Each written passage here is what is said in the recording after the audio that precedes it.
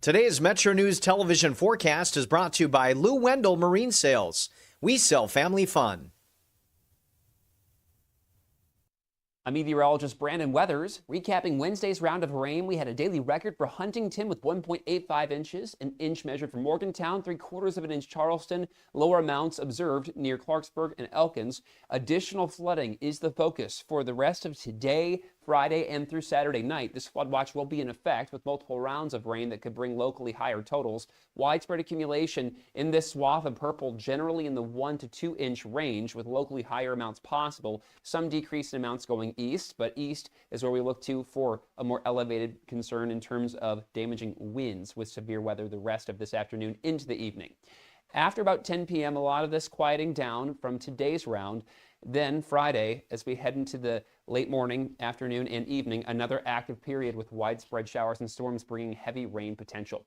FlyCRW forecast, it starts at home. If you're heading to D.C., we'll see stormy conditions into the weekend. Atlanta, similar conditions, cooler there. Charlotte dropping to 86 by Sunday. Panhandle forecast with the wet weather. Temperatures staying around 67 overnight for Morgantown, 70 Moundsville, high of 80 to 84 looking north on Friday. Going east, we'll see mid to upper 60s for lows and highs that'll be around 87 for Martinsburg. Davis, 74 for a high for our Friday. Meanwhile, Elkins, 66 tonight. We'll see closer to 70 pushing west toward Ripley, where 83 is your high Friday. Back to Elkins for only 80. Snowshoe, 73. Looking southward, Marlinton, 65 overnight with a high of 80 on Friday. Charleston topping off at 85. So the potential for flooding is the focus through Saturday. Still stormy Sunday, but much quieter after that.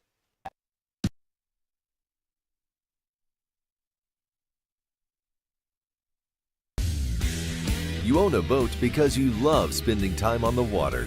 Choose the outboard that allows you to make the most of it. Honda Marine's legendary reliability, ease of maintenance, and powerful performance keep you going strong. And they're all backed by the peace of mind protection of the industry's best limited warranty. Visit your Honda Marine dealer today and find out why it's more than an engine. It's your time on the water.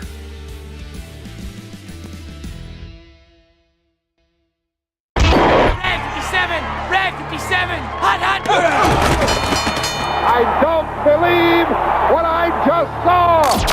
Bill McKenzie kicks a 38-yard field goal on the final play of the football game. 5 seconds left in the game. Do you believe in miracles? Yes! It is a great night to be a Mountaineer wherever you may be. From the home of the state's land-grant institution, inside the Health Plan Studios, in the Dale B. Miller Building in Morgantown, it's time for the state's most listened-to sports talk show. This is the CityNet Statewide Sportsline. CityNet, cybersecurity experts for the digital age. And now, across the state of West Virginia and beyond, Sportsline is on the air.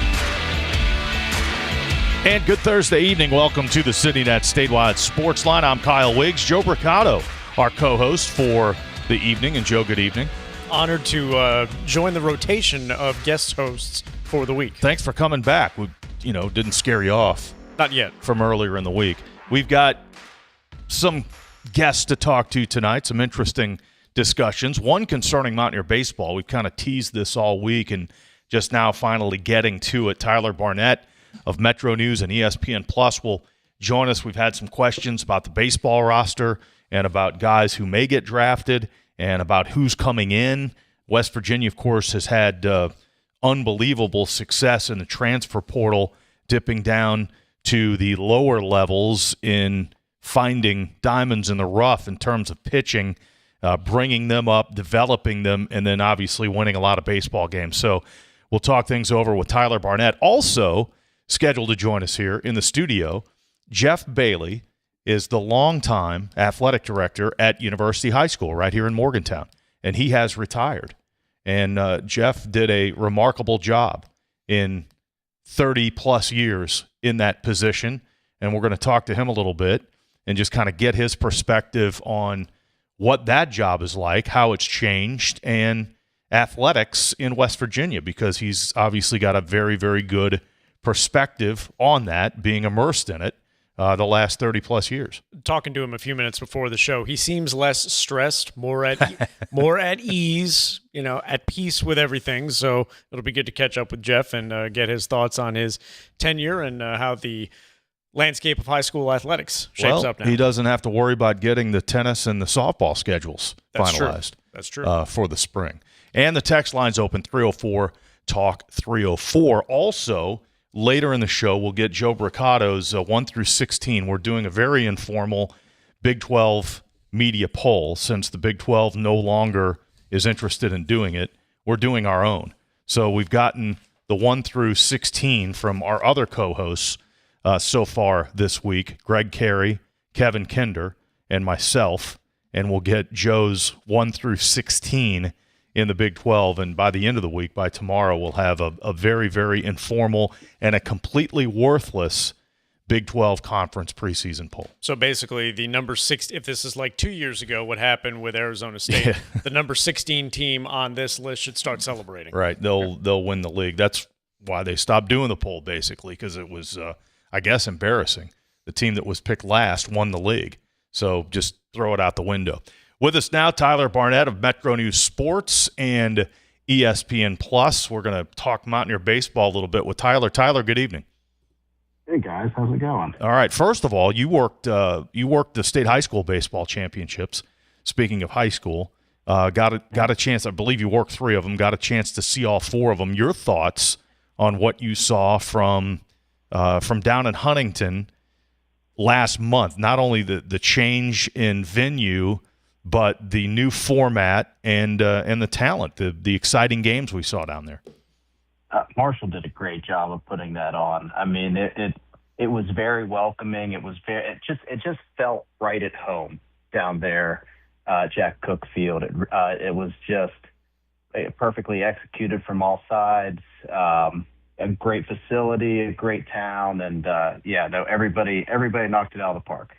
It is interesting, Tyler, the way the schedule worked out, where the Class A teams played first on the first day of the 8-day tournament, and that allowed all of those smaller schools to be able to turn around pitchers that started the opening game, and they were able to pitch either in the second game or in the championship game. What are your thoughts as to if that format should stay, or if the initial idea of having the classes rotate, which would then put Class Quad A up next to go on that opening day? What are your thoughts on that?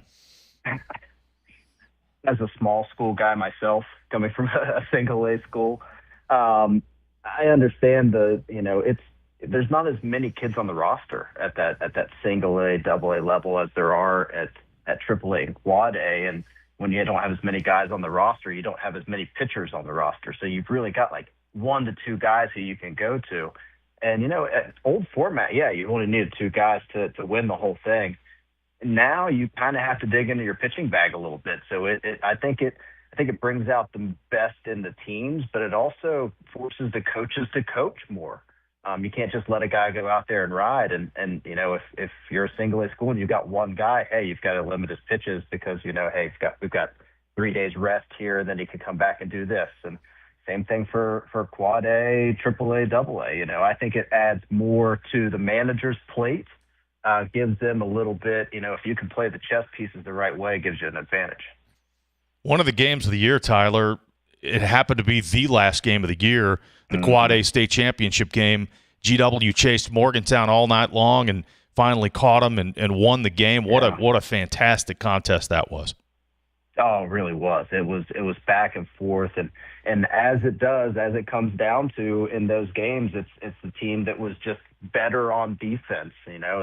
Who makes the mistake at the certain times, and whose mistake ends up being bigger, and that's one of the things about high school baseball. Usually the team that's the cleanest, we saw it at every game all the way up through. The team who stays the cleanest, that has the least amount of errors, that pitches the best, is usually the team that wins it. Mm-hmm. Pivoting now to what we're looking at over this weekend with the 2026 Major League Baseball draft. And the draft, Tyler, as you know, is something that's undergone a number of changes in recent years. It used to be in June, sometimes right in the middle of the NCAA tournament. Now it's an all-star weekend festivity. So it starts on Saturday and will continue with rounds 5 and 20 on Sunday. If you're WVU head coach Steve Sabins and his coaching staff, what's the one thing that's really getting your attention as the draft nears this weekend? I think you want all of the guys who are eligible to get drafted.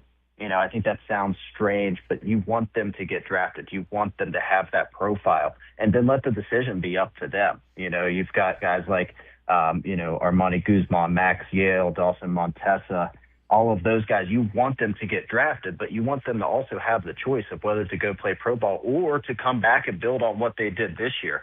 But, something that's not unique to Mountaineer programs lately. You've got a guy in Kyle Castile who is, an incoming freshman from Butler, PA, who's also on he's the 116th ranked prospect in the upcoming draft. He's looking at being a second-round, third-round pick. And, this happened to West Virginia a couple of years ago in 2024 with Griffin Burkholder, an incoming freshman in the same class as Gavin Kelly. Guy got drafted in the second round to the Phillies and ended up signing with the Phillies. So, if you think about you got a guy like Griffin Burkholder and Gavin Kelly in the same recruiting class, that would have been pretty dangerous. But Burkholder decides to sign with the Phillies and ends up not coming to West Virginia.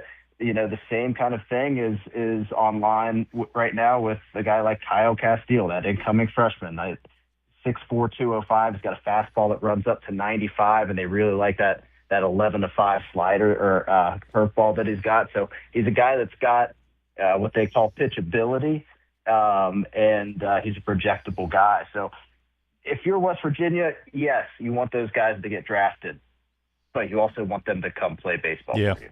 Yeah, yes, you want them to get drafted because it's good for your program. Quite frankly, It's good for your program.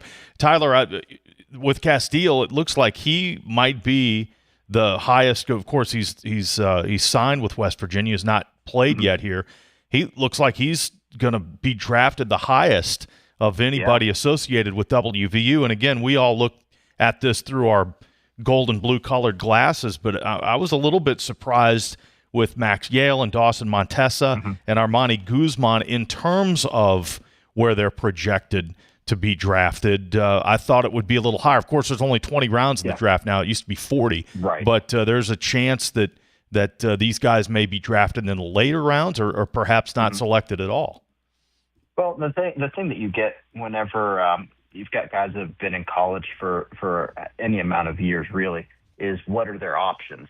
Okay, first-year draftable player. Okay, he's got an option that now, typically those guys would go back to school for 1 year or 2 years. Now you're looking at with this new 5-for-5 deal, you're looking at guys going back for 2 to 3 years. So it does open up the options a little bit more for some of these draftable players. But, whenever the later that you get, you looked at Sam White last year, a guy who left because he had that senior signing bonus looming. If he comes back to West Virginia, well, then just about anybody can draft him next year for cheap because, well, where else is he going to go? So you kind of look at the signing bonus that these guys are going to be getting and, weigh whether that's going to be worth it to come back or not. But then you've got a guy like Kyle Castile who has multiple options. He can sign as an 18-year-old or he can go in and he can play a couple of years in college. So, a guy like Kyle Castile comes out as a little bit more valuable because he does have those options, and he's only 18. You have a lot more years to work with him. Like we said, the fastball is up to 95 already. I think whenever I looked at some of his perfect game stats a couple years ago in 2024 when he signed with West Virginia, he was only at 89. So you're looking at, in 2 years, the guy's already added 6 to 7 miles an hour on his fastball. What does that become in the next 2 years? So, you've got a guy like Castile who's projectable. Max Yale is a guy that is coming off of injury and performed at a high level next year or this year. If you're a pro scout, do you want to see what he can do next year in college, or do you want to see what he can do next year in low A? That's kind of the balance that you kind of look at whenever you're looking at drafting an older guy like a Max Yale or an Armani Guzman or a Dawson Montesa. Tyler Barnette joining us on the CityNet Statewide Sportsline. And Tyler, from the WVU perspective, players that have come in from the transfer portal since the portal opened up versus anticipated losses to the draft and guys that we know are out of eligibility. What's the greatest need at this point for WVU? Have the portal entries or the portal additions offset some of the losses?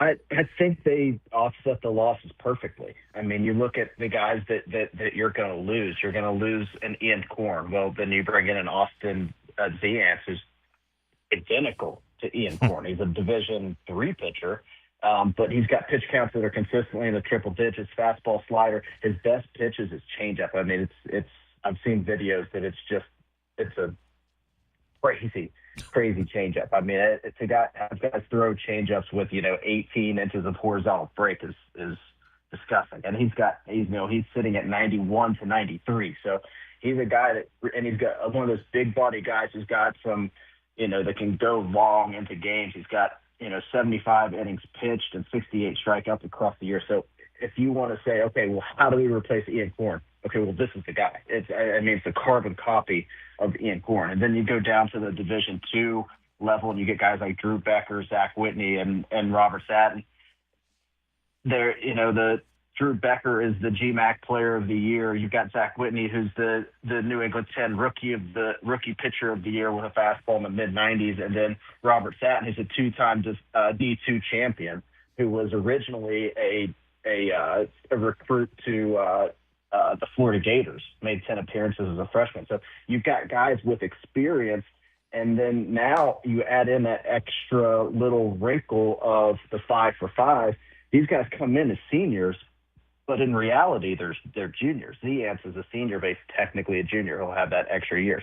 Becker is a junior. Whitney a sophomore. I mean, those guys will now have those extra years. And then, okay, well, how do you replace a guy like Matthew Gravlin, who was a catcher for you on some off days and then played the outfield? Oh, okay, well, you just go out and you get a carbon copy of him and Cash Williams, a guy who's a catcher outfielder, was one of the top 100 players in the nation and a top 10 catcher in 2025. It was a second-team high school All-American before he committed to Tennessee. He didn't get to play at Tennessee last year, but he's a guy that, hit 12 home runs, had 25 stolen bases as a catcher in the state of Oklahoma. So you got a guy with tremendous upside there. And then, okay, well, what do you do to replace Brody Cresser? Well, you just go get another Brody Cresser and Owen Henney, senior infielder from Seton Hill. You got, hitting .401, 10 doubles on the year. He's just one of those guys. He's an older guy. He's shown that he can do it. He's a solid bat, but he's a great defender. So plug and play Brody Cresser there. And then, you've got guys like Jack Cannon, Chase Ecker, outfielders that you really need. You really need some depth in the outfield. But then you look at the JUCO guys that you went out and got. That's one of the things that Kansas was so good last year because of their evaluation of junior college transfers. And West Virginia saw that as well with a guy like Tyrus Hall. Now West Virginia dipping into this junior college well just a little bit more, getting guys like Ryan Bukowski from USC Sumter, originally from Cranberry Township. So not too far from Gavin Kelly's area, but a guy that hit .263 with 25 home runs, and then Colin Coonrat .430 with 37 home runs. So you're getting guys that you can evaluate can play at this level, whether they're a plug and play to what you're losing or whether they're an upgrade to what you might be losing. West Virginia, we talked about last year, just about every game going into the game was, West Virginia doesn't have as many home runs, and they're a team that's going to single and double you to death. Well, go out and get Ryan Bukowski and a Colin Coonrat, guys that have, 62 home runs together, which is probably more than the entire starting team, lineup for West Virginia last year. So, go out and get a couple of guys that you can throw into that DH spot or throw into that third outfield, fourth outfield spot and let them go. And again, Tyler, a big emphasis on athleticism and guys that can play multiple positions. And we've heard Coach Zabins talk about that repeatedly, and we've seen it with Gavin Kelly. We've seen it. The greatest example is Armani Guzman, who goes from being one of the top defensive center fielders in college baseball to one of the top defensive first basemen in college baseball. So, again, athleticism and guys that can move around a little bit. That's a premium. Yeah. Yeah, and they've got a couple of base stealers, too. Right. Looking at Jack Cannon's stats, he's an outfielder. He was 51 for 55 on stolen bases on the year. And you think that Armani Guzman broke the record at, 38, I think was the number. You throw a number like 51 in the mix, that's incredible. But, yeah, no, it's just this coaching staff does a really good job of evaluating talent and figuring out what are we losing off of a team that went to Omaha, and how do we replicate that? Well, you can, number one, go out and get the exact same guys, or you can get guys that are like that but a little bit elevated. So you got, like, again, Ryan Podkowski and Coonrat, who are going to hit for power a little bit more than a Brock Wills or a Ben Lumsden were going to hit for power. And now you've got guys like that who have proved it at the JUCO level. You just need them to prove it now at the higher Power 4 level. But when I was looking through these things, one of the needs going into this year was a first baseman. So you look at the signing class, this freshman class coming in, Jordan Burwell and CJ Alfano. Both of those guys are the top-ranked first basemen in their states of New Jersey and New York, and top 25 nationally. So, this coaching staff went out and said, all right, we need a first baseman to develop. Okay, well, not only did you get one, you got two. So they're doing a really good job of evaluating needs and plugging guys into those needs. Well, Tyler, it was a great ride this year, and obviously the expectations now are to not necessarily get to Omaha every year, but to be a contender, to play postseason baseball and to host regionals, and every once in a while make that run. And again, this coaching staff has shown the acumen to, as you say, just go out and get exactly what you need and coach them up and win a lot of games. Yeah, I don't think anybody's going to be upset if you go to Omaha every year either. That's true. I would imagine that's true. Tyler, thanks. Great information. We appreciate it. All right, thanks, fellas. Tyler Barnette there, ESPN Plus, with a little bit of primer on what's coming in after the spectacular Mountaineer baseball season. At a much different looking MLB draft, as we mentioned, Saturday, Sunday, rounds 1 through 4 on Saturday, and then rounds 5 through 20 coming up on Sunday. We'll take a break. We've got Jeff Bailey coming up. He's going to join us in the studio as the CityNet statewide Sportsline continues. We're live in the Health Plan studio since 1979. The Health Plan is called West Virginia home. From humble beginnings, they've grown alongside West Virginia, becoming a part of its fabric for over 4 decades. They've been here through thick and thin, supporting local families and businesses, proudly serving West Virginia for over 40 years. The Health Plan. We are there for you, to care for you at the Health Plan. We are here for you. For over 4 decades, we've been rooted deep inside West Virginia. Through thick and thin, supporting local families and businesses. Proudly serving your neighborhood since 1979. Your trusted partner in the community. The Health Plan. We are here for you. If a fire occurred in your home, would your smoke alarms work? Don't wait for a tragedy to find out. Smoke alarms are designed to give you and your family the precious seconds you need to safely escape. Test your smoke alarms every month by pressing the test button until the alarm sounds. Depending on the type of battery in your smoke alarm, you may need to change the batteries at least once a year or whenever the low battery warning chirps. And never remove the batteries for any reason. Remember, having working smoke alarms is not only a good idea, it's the law. A message from the West Virginia State Fire Marshal's Office. Live from the Health Plan Studios, the CityNet statewide Sportsline returns in 2 minutes on MetroNews, the voice of West Virginia.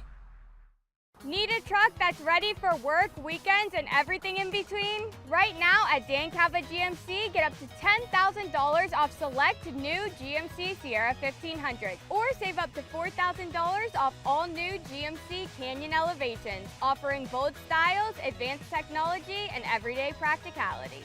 Come explore our all-new GMC Yukons, built for busy families and big adventures. All this and more at Dan Cava GMC in Bridgeport. Shop Thorold.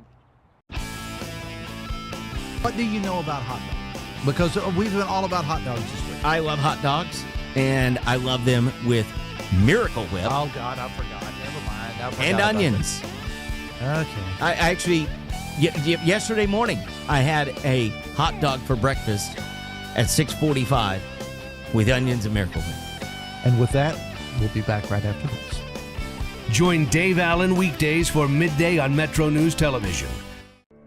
You know CityNet is West Virginia's leading technology company.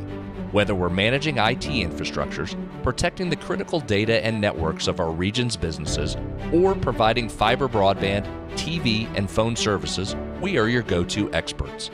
We're also a strong partner in the communities in which we serve. CityNet, your trusted technology partner. Learn more about us, visit citynet.net.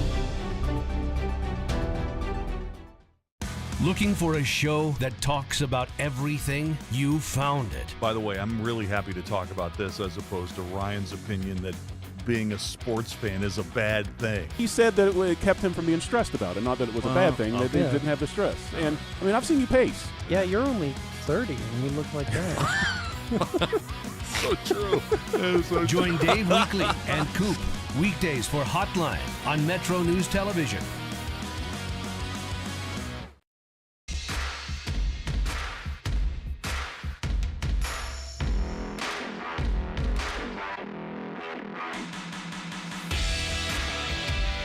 CityNet statewide sports line for this Thursday evening. Thanks for joining us, Kyle Wiggs and Joe Brocato, the co-hosts tonight. And we've got a guest in the studio. Jeff Bailey is with us, and you may be familiar with that name because he's been in high school athletics for how many years?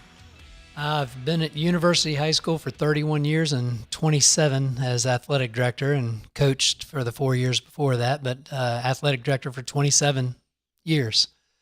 And which is insane to think about, by the way. You're officially retired. I am no longer from the school system. Well, no, I'm my official retirement date comes this fall. That's when I was hired 31 years ago. But I am no longer the athletic director. Our new athletic director started on July 1st, and we're really excited about that. And then I'll be working for the school system until October 7th, which will be my last day. And but I'm officially out of the as athletic director, yes. Did you ever go back and at least attempt to make a guess, an educated guess, at how many games and matches and events that you watched in 31 years?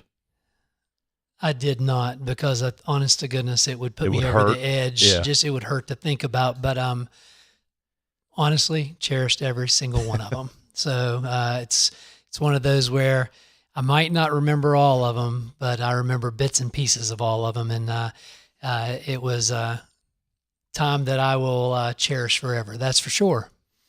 There has to be, I would imagine, in your profession, comfort in rhythm and routine. One season goes into the next. You kind of have an internal timeline of where I need to be in organizing each sport as you get closer to the season starting. But at the same time, the only constant in high school athletics seems to be change. Additional classes, additional sports, additional lots of things. How do you kind of navigate the two, and how difficult is it to, fight through a time where, has been a lot of turnover and change in high school athletics in the state? You are right. There's a lot of routine to the job when to start getting ready for X, Y, and Z for fall sports, and same with winter sports. But the one great thing about my job is not one day was ever the same. You would come in with a list of things that you wanted to get done, and you'd get done 2 or 3, and pun completely intended, a curveball would hit you and something would happen. And so no day was the same by any means, but change. Wow.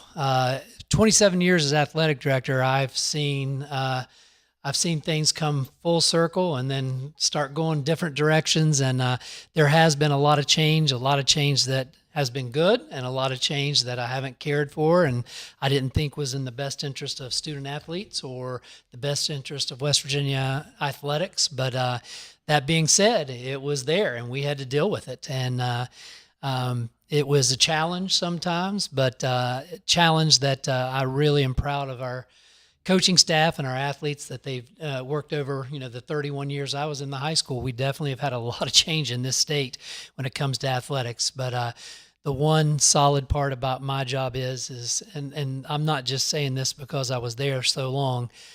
We had wonderful young men and women that were our student athletes, and wonderful coaches and wonderful administration that I wouldn't trade for anybody. Luckiest guy in the world to be at the best high school in the state, academically and athletically and socially. It was the best. So what were the positive things that changed just recently? What are some things that the right decisions were made? Well, I don't think we went far enough, but the changing the transfer policy, I think we're heading in the right direction again by, we'll say, tightening up things. I mean, it was for the last few years, it was the wild, wild west, and you all know that. I mean, just at University High School, we prospered from the transfer policy, and we were hurt by the transfer policy, in multiple different sports. I think that they sort of moved in the right direction. It was a negotiation or whatever, kind of getting the in between. But I do enjoy the fact that we did tighten up a little bit, so where student athletes weren't transferring mid-season. I just didn't like that at all. You're playing one sport in the fall, and then you transfer to a school, and the next day you're in another sport in the winter. That was not good. But tightening those rules up and tightening them up to where it's only now freshmen and sophomores going into those years, I think we should get rid of those too, but that's my own personal policy. I'm a big believer in playing in the high school and middle school in which you live in that district and in that attendance zone. But that's here nor there. That's not going to happen probably anytime in my lifetime, but we're getting closer. Dealing with parents, and obviously parents are tremendously supportive of the teams, the individual athletes, and I'm sure the majority of the interactions you have with parents have been very positive. There may be some others that don't necessarily fall into that category. So in terms of parents and how they deal with you and coaches, has that improved in recent years? Is it kind of the same as it has been? First, you said it best. They are integral to any athletic program. You have to have them. And we have some wonderful parents that are very actively involved in our Athletic Boosters Association, and some of with the team parents, that they are a godsend. You have to have them. Has there been challenges with some parents in my 27 years? Well, of course. Tell me one high school athletic department that hasn't had that. But we set the standard really early that we were a kid-first business, and we were going to do what was best for the student athlete and what was best for the team, and kind of set the standard during my tenure as athletic director of, if we've done something ethically or morally mistreated your child, we're going to fix it immediately with an iron fist. Other than that, we're going to do what's best for our athletes and do what's best for our team. We're not going to discuss playtime. We're not going to discuss that. And when we instilled that right from the beginning, and it was great advice I got from the previous athletic director, Mr. Harvey, who was the AD for 19 years at University High School. Not much changeover in our school by any means, but that was the advice he gave me, and we set a hard line. But also let the parents know how valuable they were. I will tell you that COVID changed some things, and they changed some mindsets of people, and I'd like to get back to pre-COVID days when it came to some of those things, but COVID changed the mindset of some people, and hopefully we get back there soon, because that's been a little bit of a challenge. One thing that, watching you through the years and through the decades, because I'm as older than you are, and I've been around longer than you have actually, but you were personal friends with all the coaches that you hired for the most part, and that's a united front, right? It's got to be the AD and the coaches on the same page in order to have success. Without a doubt. Were there friendships outside of the office? Sure. Some of my dearest friends are the coaches from University High School. My best friends are coaches at University High School. But without a doubt, we would meet in private if there were any issues, and we would take care of them in private. But without a doubt, we got on the same page of what was best for our student athletes and what was best for our teams and what was best for our school and our community. And if we did those 4 things, then our coaches were in line with that. All good things usually happen. So the relationships were very, very important to have that united front for the school and the community, without a doubt. Us in the media, we often focus on some sports that may be better attended sports, or, sports that may be more high profile, but you as an athletic director have to take care of the entire department, and there's only a finite number of resources to go around. How do you manage making sure that each sport, regardless of the visibility they have or the revenue that they bring in, has everything that they need to compete? Well, before I became the athletic director, I was a 3-season coach, and a couple of those programs were some of the non-high profile sports, whatever you want to call it, non-revenue. I was going to say revenue is a good word. You can say whichever way. So I understood that, and I understood the importance of that. I can honestly say that in my tenure, there was no sport that was more important than any others. I attended each one of them as much as I possibly could on an even basis. Some of the coaches that maybe were of the higher profile sports would scratch their heads a little bit because, the other teams that were not as high profile were getting equal treatment. And that's something I can hang my hat on after 27 years that I'm kind of proud of, that, there was no difference between this sport and that sport, a boys sport, a girls sport. There was no difference. And that one I take a great deal of pride on. That is actually what helped our athletic department succeed, is because everybody knew that they were on an equal playing field when it came to me. What are the things you're most proud of? And one of the things that has to be on the list was, for those who may not know, that it was Jeff's kind of idea on the University High side to move the Mohawk Bowl to Mountaineer Field way back when. And there was a tremendous run. It eventually kind of lost its momentum after a period of time. But that first year, I'm not sure we'll ever really know how many people were there, because the legend is there were so many people, they made you just open the gates and let people in, right? Is that not a true story? Well, now that I'm not the athletic director, I don't think I'll get in trouble with the fire marshal anymore. So the statute of limitations is gone? It's gone. First of all, that was a 3-headed monster. It was our home game, and we knew that we were having a great football season, and we could see that we were going to have a great football season. We knew Morgantown was a great football team, and we kind of read their schedule and knew that we were going to meet both undefeated. And so myself and our principal at the time, Bill Wilson, and John Kelly got together, and we started discussing it, and it took off. And there were so many naysayers that said it was going to fail, and so many naysayers that said it was going to be like it was an empty stadium. And you are right. No one will ever know. I mean, the official number we give is 22,000 people at the stadium. I'm almost positive that it was more. We were still trying to get people in the gates during the third quarter. And the roar of the crowd and what those young men and the cheerleaders and the band, that experience that they had over those years, and especially the first year, especially the way that game ended at the last minute, it was definitely one of the most memorable times. And ironically, it was my first year as athletic director. So I could have fallen straight on my face and lost a lot of street cred on my very first year. And oh boy, did we landed big on that one. That was a great about a 5 or 6 year run where, the first year was, you say 22, the second year was about 20, third year about 18. There was a nice run there of that being a great event. We need to take a break. We're with Jeff Bailey here. I know I asked you a question. I'll let you answer it after the break here. Some of the other things that you're most proud of at University High School. This is the CityNet statewide sports line. CityNet is West Virginia's local internet provider. High-speed, reliable fiber internet is probably right at your front door. Now is the perfect time to connect. Local customer support you can trust.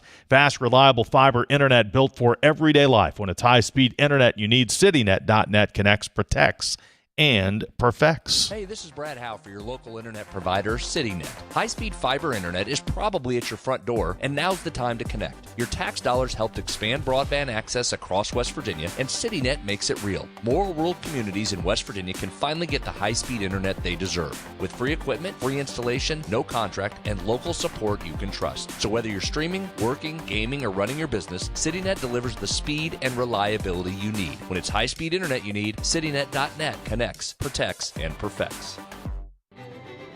The WVU Cancer Institute is transforming cancer care in West Virginia and beyond.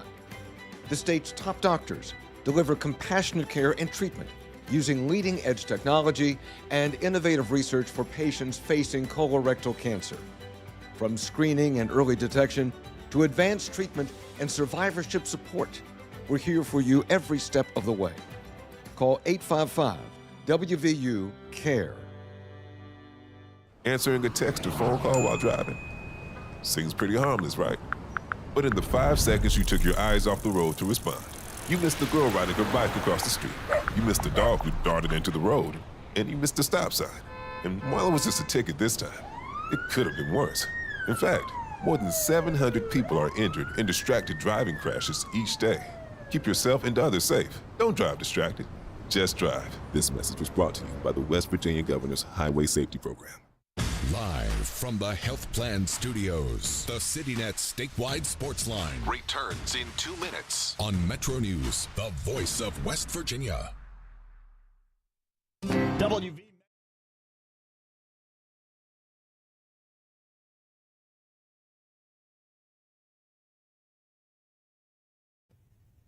Today's Metro News television forecast is brought to you by Lou Wendell Marine Sales. We sell family fun. I'm meteorologist Brandon Weathers. Recapping Wednesday's round of rain, we had a daily record for Huntington with 1.85 inches, an inch measured for Morgantown, 3/4 of an inch Charleston, lower amounts observed near Clarksburg and Elkins. Additional flooding is the focus for the rest of today, Friday, and through Saturday night. This flood watch will be in effect with multiple rounds of rain that could bring locally higher totals. Widespread accumulation in this swath of purple, generally in the 1 to 2 inch range, with locally higher amounts possible. Some decrease in amounts going east, but east is where we look to for a more elevated concern in terms of damaging winds with severe weather the rest of this afternoon into the evening. After about 10 p.m., a lot of this quieting down from today's round. Then Friday, as we head into the late morning, afternoon, and evening, another active period with widespread showers and storms bringing heavy rain potential. FlySkyRW forecast, it starts at home. If you're heading to D.C., we'll see stormy conditions into the weekend. Atlanta, similar conditions, cooler there. Charlotte dropping to 86 by Sunday. Panhandle forecast with the wet weather. Temperatures staying around 67 overnight for Morgantown, 70 Moundsville, high of 80 to 84 looking north on Friday. Going east, we'll see mid to upper 60s for lows and highs that'll be around 87 for Martinsburg. Davis, 74 for a high for our Friday. Meanwhile, Elkins, 66 tonight. We'll see closer to 70 pushing west toward Ripley, where 83 is your high Friday. Back to Elkins for only 80. Snowshoe, 73. Booking southward, Marlinton, 65 overnight with a high of 80 on Friday. Charleston topping off at 85. So the potential for flooding is the focus through Saturday. Still stormy Sunday, but much quieter after that.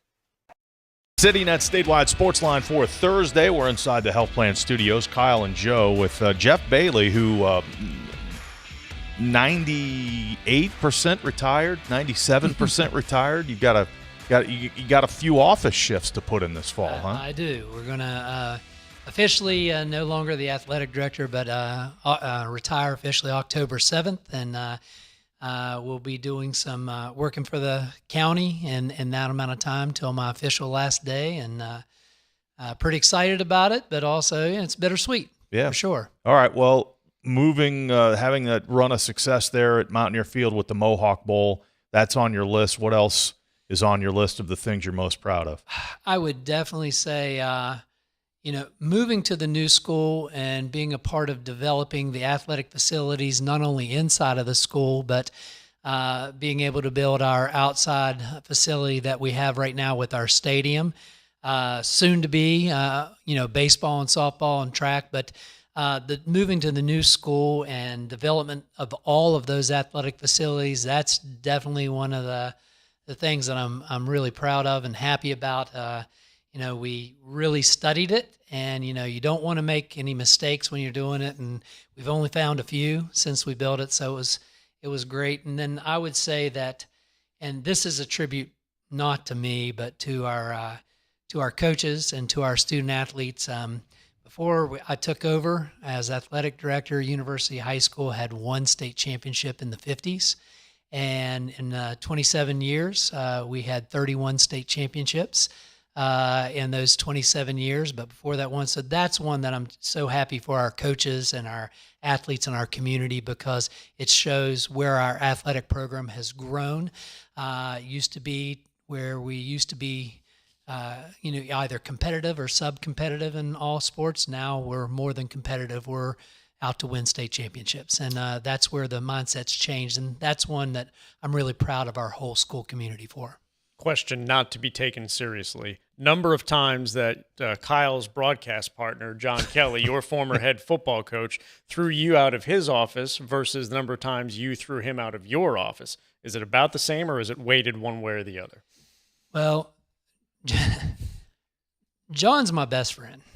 Just absolutely one of my best friends. And in that, best friends, don't always see eye to eye, and especially when they're the athletic director and the head football coach. And I won't lie, we almost killed each other multiple times.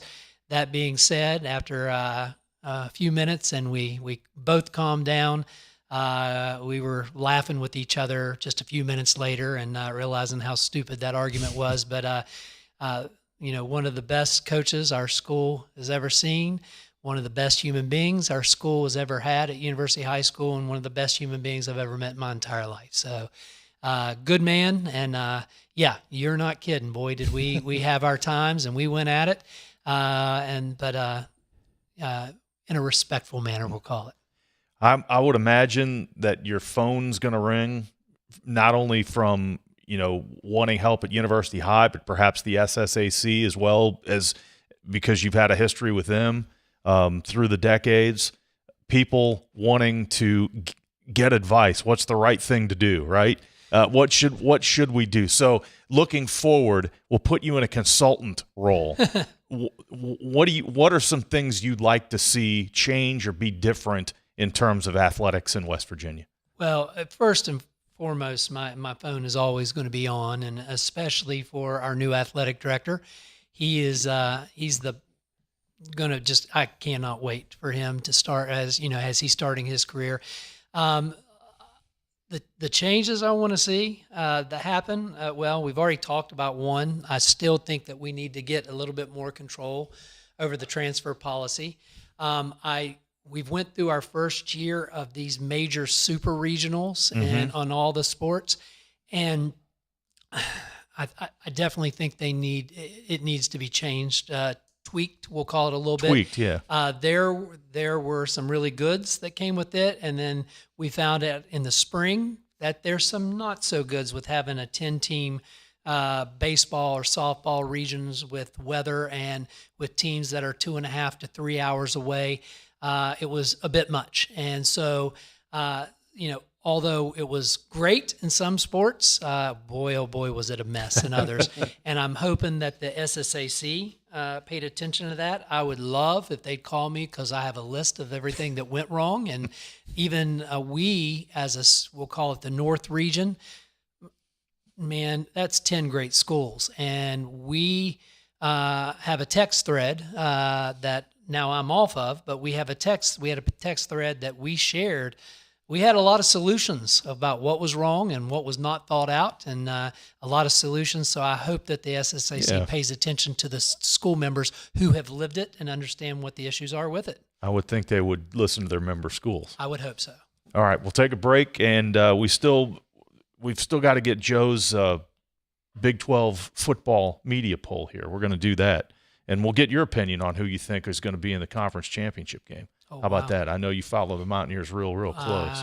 And the Big 12. Religiously, I do. We'll take a break. We've got more coming up. Stay with us. The CityNet statewide Sportsline is back after this. This boating season, elevate your family time with Lou Wendell Marine Sales. Proudly family-owned for over 40 years, Lou and his sons are West Virginia's largest Avalon pontoon dealer. Trusted experts in premium boats, motors, and service. Discover refined comfort, elegant design, and performance you can feel. Now is the perfect time to take advantage of preseason savings. At Lou Wendell Marine Sales, they don't just sell boats. They sell family fun. Visit LouWendellMarineSales.com because the weekend's almost here.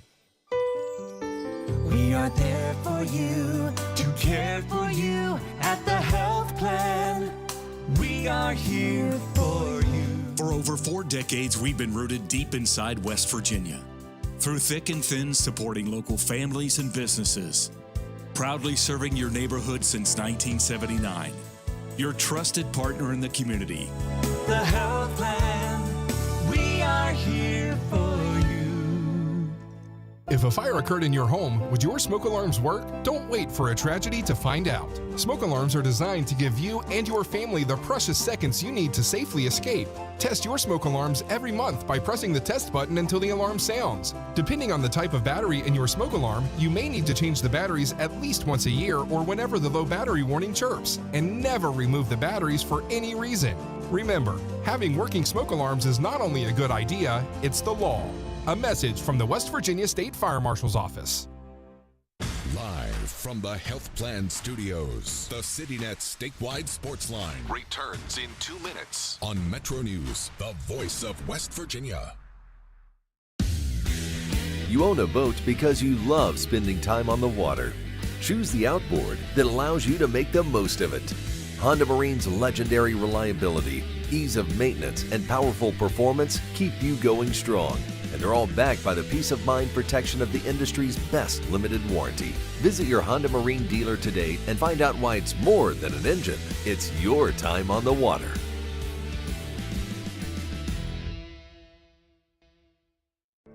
You know CityNet is West Virginia's leading technology company.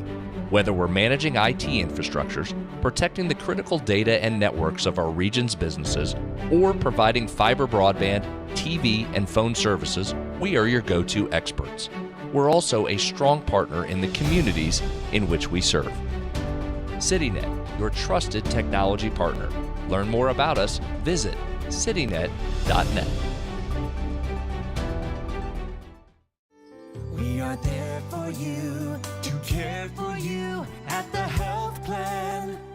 We are here for you. The Health Plan proudly supports our active and healthy communities and has been your most trusted carrier for over 40 years. Log on to healthplan.org for more information.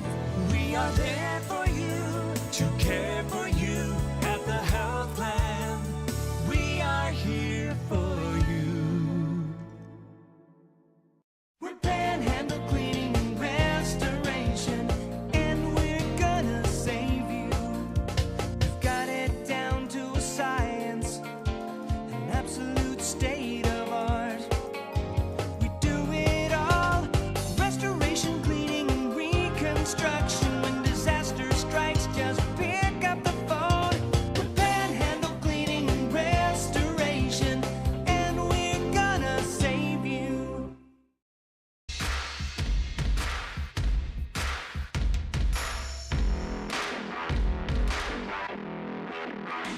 CityNet statewide Sportsline back on a Thursday. Poor clock management by the host tonight. I apologize for that, but we do want to get Joe Brocato's preseason Big 12 Conference media poll. 16 Iowa State, which hurts to say because they've got the best fan base, one of the best fan bases in the conference. 15 UCF, 14 Cincinnati, 13 Colorado, 12 Kansas, 11 Baylor, 10 West Virginia, Arizona 9, top half, Oklahoma State 8, Kansas State 7, TCU 6, Arizona 5, Utah 4, Houston 3, Texas Tech 2, and BYU, your Big 12 conference champion. BYU number 1. BYU All right, number 1. do your 1 through 5 again. BYU, Texas Tech, Houston, Utah, and Arizona at number 5. Okay. Well, you did that fast. I want Jeff's opinion. Yeah. Okay, Jeff, who's going to play in the Big 12 title game? You really want my opinion over the we do the man Joe Brocado? Of course we do. Listen. your opinion's mine because you're the most studied guy in the world. No, I do like your picks. A little surprised that your BYU won, but I know a few people have them ready to go, so maybe I shouldn't be so surprised. All right, so you're agreeing with BYU, Texas Tech, Big 12 conference? Probably so. Got a few texts here. Texter wants to know from Joe, what high school teams in the Southern Coalfields are you planning on featuring this summer on your preseason road trip? So there's one day that is a Southern West Virginia trip. Well, obviously we'll hit Princeton, Bluefield. I know that Chapmanville, Logan, Mingo Central will try to make a number of different stops through the Coalfields area. Okay, so you'll be down there. Yes, first week of August. Jeff, final 30 or 40 seconds to you, and I know what you're going to say because it's the same for guys who work in media. You don't see your wives in the fall hardly at all, and you've been at games every night of your life, it seems like. It does, and we were just talking about this when we weren't on air that, with the 27 years of being AD, I had the best assistant athletic director in the history of the world when it came to my wife, who sacrificed everything for my position, and the life of being children and a wife of an athletic director in high school is not it's not easy. Mm-hmm. And so just a big thank you to them because without them, Shirley could not have done that job, and a lot of sacrifice, and God bless my wife for dealing with that over the years. Well, you did. I saw a lot of it firsthand. You did a remarkable job doing that, and we'll miss you. I know you're going to be around. Well, not at every game anymore, but you're not gonna be every around. game. But I will say again, and I'm not just saying this because you're here. One of the best parts about it is my relationships with all the people, including our media. That's part I will miss. All right, thanks, Jeff. We appreciate it.